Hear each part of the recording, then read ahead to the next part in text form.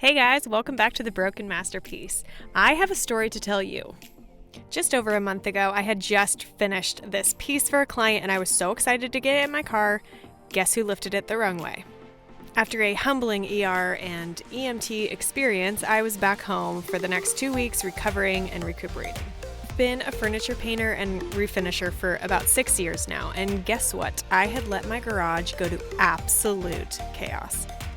Working in chaos like this allowed me to get injured in the first place because I'm constantly bending over looking for stuff and lifting things the wrong way. So I decided it was time for a change. It was time to clean everything out.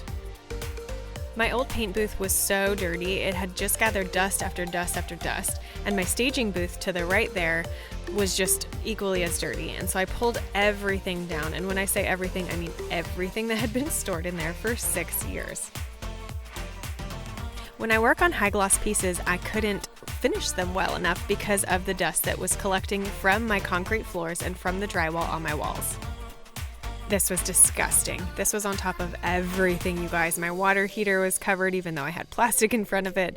My racks where I store all my equipment was covered in dust. So this horse head of a broom connected to a shop vac is listed in my description, but you can find it.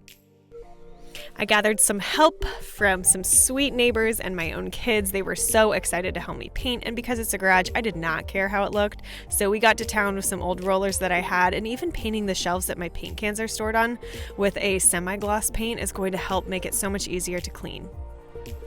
And if you're anything like me, you have old paint cans in your garage filled with house paint, and so I mixed a few of these whites that I had together and painted the entire garage with it. And I got rid of some paint cans, so win-win. After cleaning everything off my shelves and vacuuming literally everything, I went through my cans of paint and found out which ones were molded or old or needed to be put in a different sort of container. This is the best part of the garage cleanup. It takes the longest, is going through all your stuff and purging what you haven't used in over a year. We continued painting and even did half of the ceiling, and then to keep my kids occupied, I gave them some old paint and a piece of furniture that I was never going to paint and let them get to town. Kids love being creative. The next step in this process is to grind your floors, but in this case I'm using a sander with 80 grit sandpaper. I thought it was enough, but in hindsight I probably would have rent a grinder, but I like to torture myself, especially bruise my knees. Now this is the part 2 where you're going to want to repair your floor. So I'm going around through any bit of cracks or any holes in my concrete, and I'm filling them in with the concrete repair kit, and then I'm sanding them down after to make sure everything's smooth. Then comes the fun part. So you get to clean your floors with this Rustoleum cleaner and degreaser. It's an important step before using the Rustoleum's RockSolid floor coating. We bought one of those like $20 pump sprays. We put that through it, we sprayed it on, and then we got to work pressure washing the floors after it to get it cleaned off. Another important tool you'll need is a squeegee. Once you have sprayed your floors and each time you pressure wash them, you want to get the excess moisture off by squeegeeing it out through the front. Once that dried and everything was clean, I did a moisture test for 24 hours. Since there was no moisture found, we got to work on the etching. You're going to fill it up with your sprayer. You're going to get your floors wet. You're going to spray the etching on and you're going to scrub it in. And then you're going to spray it off with your pressure washer. You're going to go back through with your pressure washer and then your squeegee to get the floors all clean.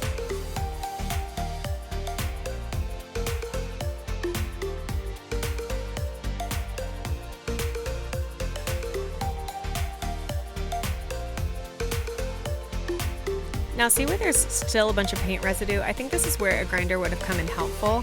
I have scraped and sanded and scrubbed and used chemicals to try and remove this, but it wouldn't come off. So the pressure washer got a lot of it off and my sander got some of it, but I think this is where I could have used a grinder.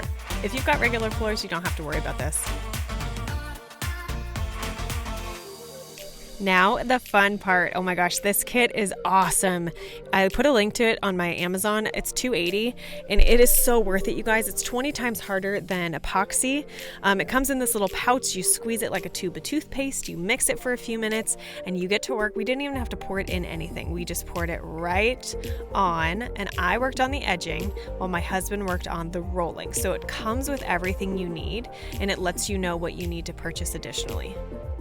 Now what we learned is that you really only want to work in 4x4 sections. We thought since there was 2 of us, we could kind of spread it out a little bit, but we did notice that there are some variations in parts that started drying versus the parts that we put on. And so that's something that I would really suggest, is just to work in those 4x4 sections and use the overlap, and you shouldn't have any of the imperfections that we did.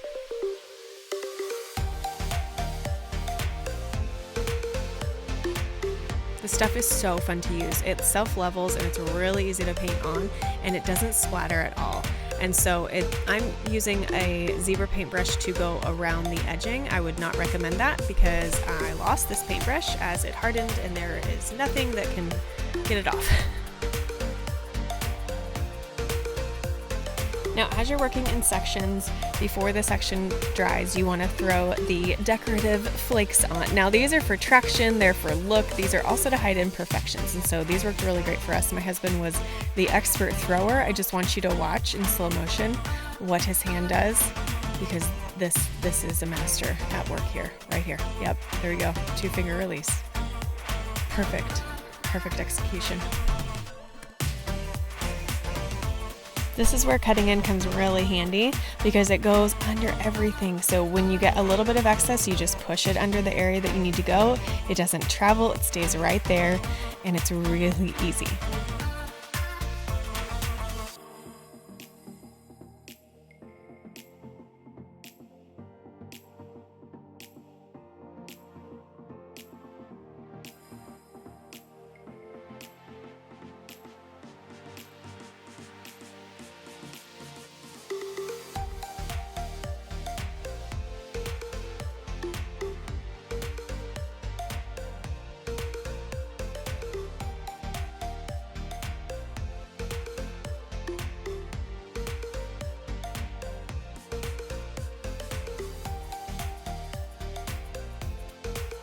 Now, how fantastic do these look? Yes, we know where the imperfections are. Yes, it is not perfect, but gosh, it looks so good. Now, the hardest part was you still have to go through everything to get it back in your garage.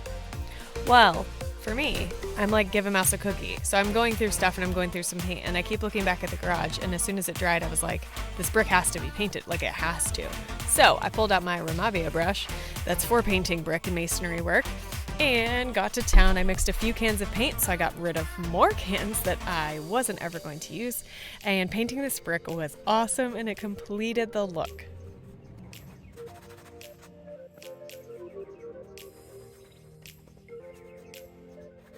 Now, doesn't that look so much better? I even painted the water heater stand too.